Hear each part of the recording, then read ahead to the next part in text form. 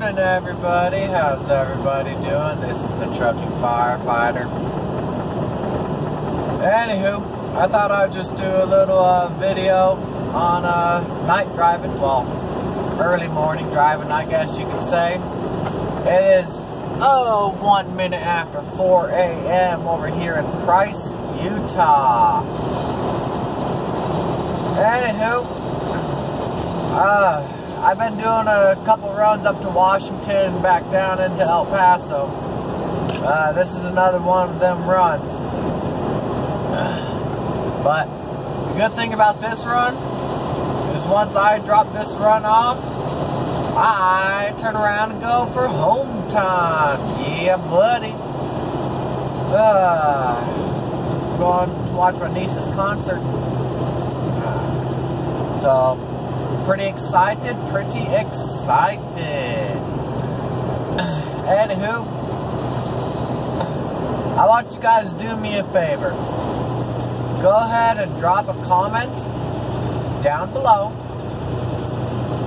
on what type of video I should do next. I mean, there's various different topics to choose from. But yeah. Drop a comment on what type of video I should do next. Anywho, in one of my previous videos, I was talking about like flashing it bright and stuff to other drivers. Well, this is the perfect time to do examples. Early in the morning, looks like the sun wants to come up. The sky's a little bit blue, but not particularly. Anywho, yep. As you're driving, go ahead and use your brights. I don't mind, nobody minds, and it's very safe. It's a lot more safe than not using your brights.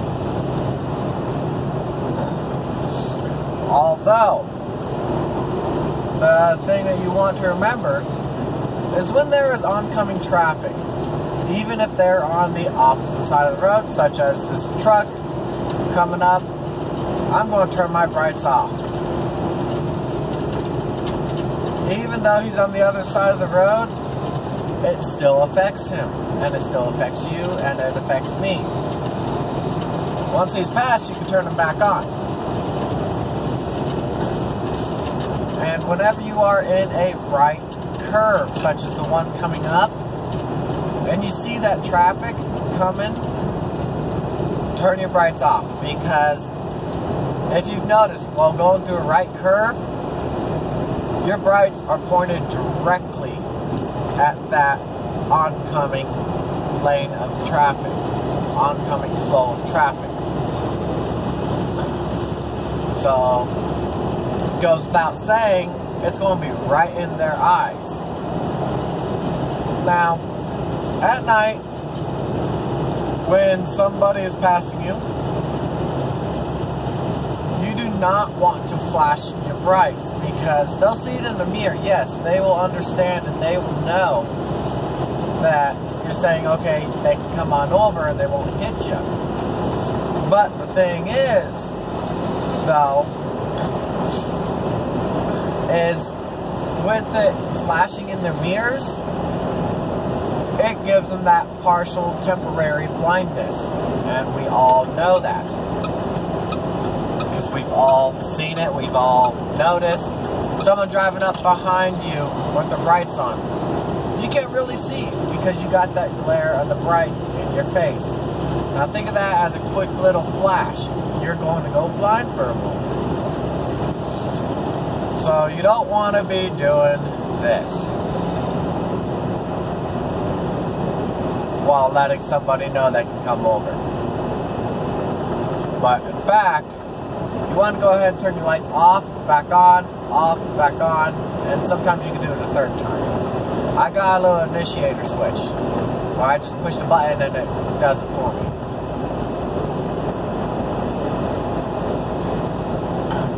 Now, if someone does that for you, go ahead and thank them.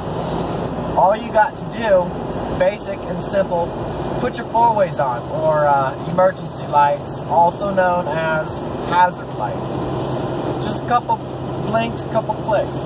So, speed limit reduced ahead. And bam. That's all you need.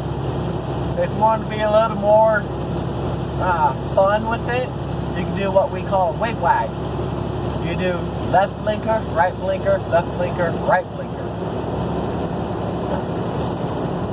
And, well, if you are new to truck driving, there's this thing called a marker initiator, where it activates the shut off of your marker lights. You flick that a couple times, and it's the same exact thing.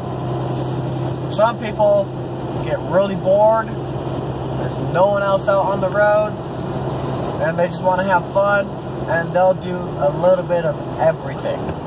So they'll do the marker initiators, they'll do the wig wag, they'll do the four-ways, and they'll just have fun with it.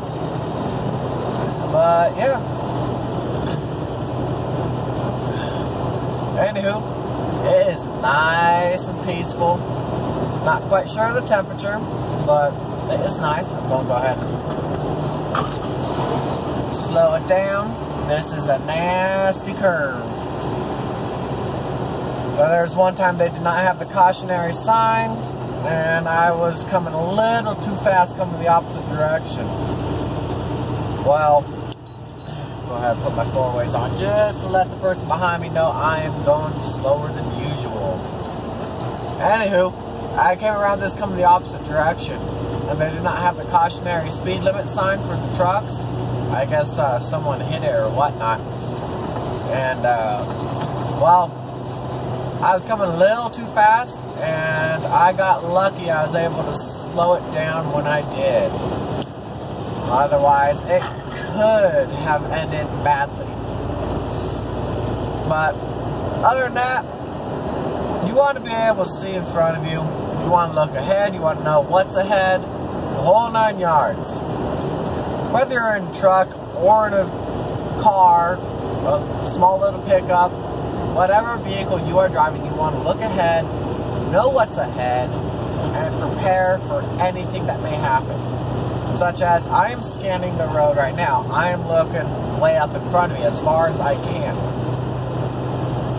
Now, I am in the back of my mind going through scenarios such as a car pops out of nowhere coming out of a little driveway, comes right in front of me. Well, what am I going to do? Are they coming into this lane? Or are they coming into the lane on my right, which I am now getting into? Or are they going to go all the way across? Now, they come into the lane that I just got in. Okay, not too much of a big deal. If they come into the lane in front of me, well, I'm going to want to make sure that they are not going to move into the right lane and stay in the lane in front of me.